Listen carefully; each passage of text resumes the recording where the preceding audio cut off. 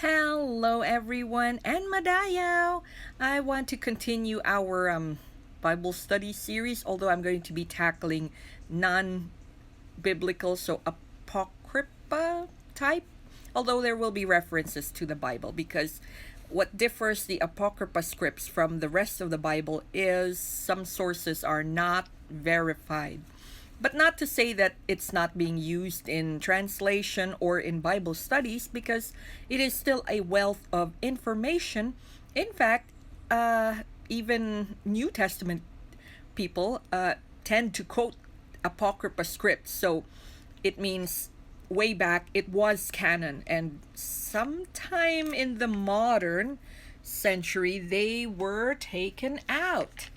So let me tell you about angels because that's a tricky subject.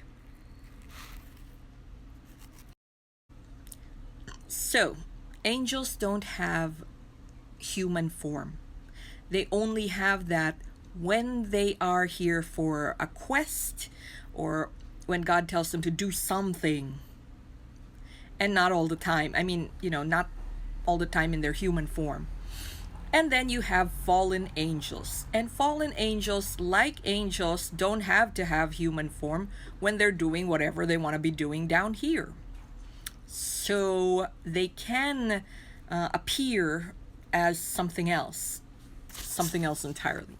But let me explain because there are different types of angels, and it seems like even within those angels there are sub kinds, sub categories. So I'll leave you to explore that on your own. But let's go through the different types. Alrighty, so they are not the fluffy type of angels that you see depicted in Renaissance paintings. So you have first your seraphims, the seraph or the sarap can be depicted as with Isaiah having 6 wings, 2 covering their faces, 2 covering their feet, and 2 for flying. Why? So the 2 for flying we can understand because they flew around.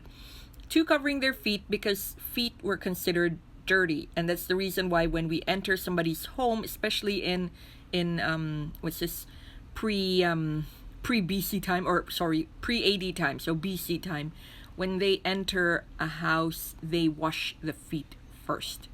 Now 2 covering their faces because they say when you face God you are going to glow. So my brother thinks God's radioactive. Maybe, I mean we don't know, but if you're directly in his presence, you're gonna burn to a crisp. So these guys have the face covering because, yeah, you're gonna burn to a crisp if you don't. Cherubims, on the other hand, isn't the fluffy angels that we see in altars. They're not the baby faces with wings. No, they're not. They're actually very powerful beings. I don't know how many what's this? I don't know how many wings and how many exact faces, but it was speculated that they have 4 heads or faces facing in each direction. And each of those heads or faces is different.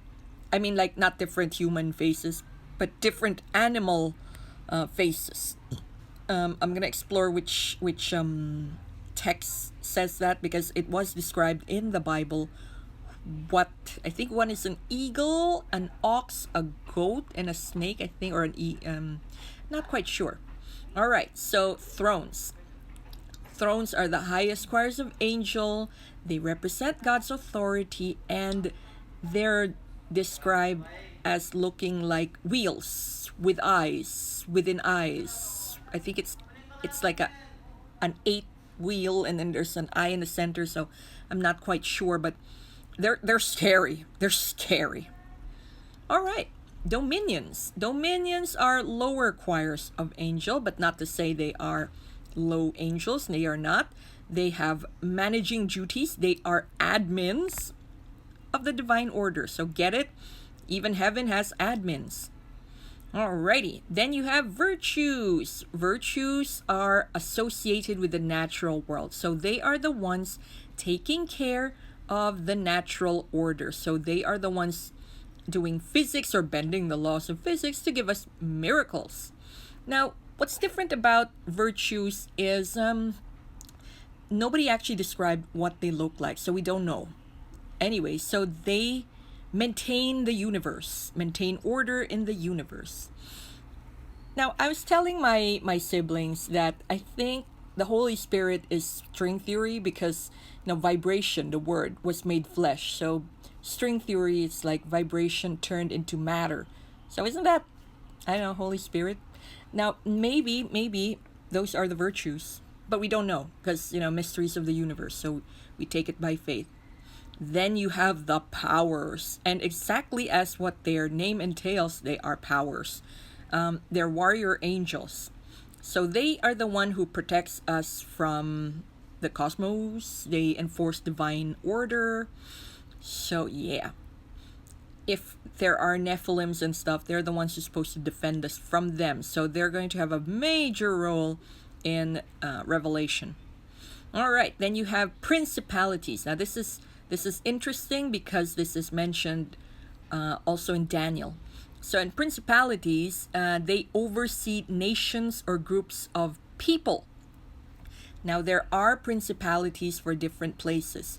I think Michael is the prince, so principality prince of Israel. And then he was battling, or Gabriel was battling the principality or the prince of Persia. That doesn't mean he's prince like a human prince. What he means is the principality of Persia, which was a fallen angel at that time. And then Michael stepped in to help him so that Gabriel, or was it Raphael, could go to Daniel because God told him go to Daniel. Anyway, so there. And it was a big battle because it took him 21 days to reach Babylon. All right, so that's principalities. And guess what? I think the prince of us here in the Philippines is Gabriel. Okay, but I'm not sure. It's just theory.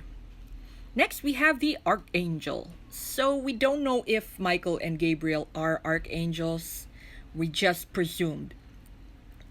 Archangels have very specific roles. We don't know what those roles are, but they are only God's privy to what they are. But these archangels are special. Michael and Gabriel might be also principalities, so they could, I don't know, maybe they have dual roles. So we don't know because it is not specific, it is just implied. Alrighty, then we have angels. Now this lowest category of angel, doesn't mean they're low angels, they're not. It's just that we don't have any other term for them, so we just call them angels.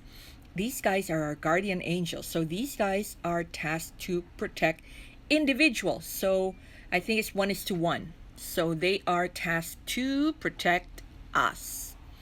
So those are your 9 categories of angels. But not to say that there isn't any subcategories among them or even definite description of what they look like, as in, because like a lot of people are saying that in the Garden of Eden in Genesis, it is very mistranslated, like apple is not apple, it is just a fruit, but we don't know what that fruit looks like, so we just said apple.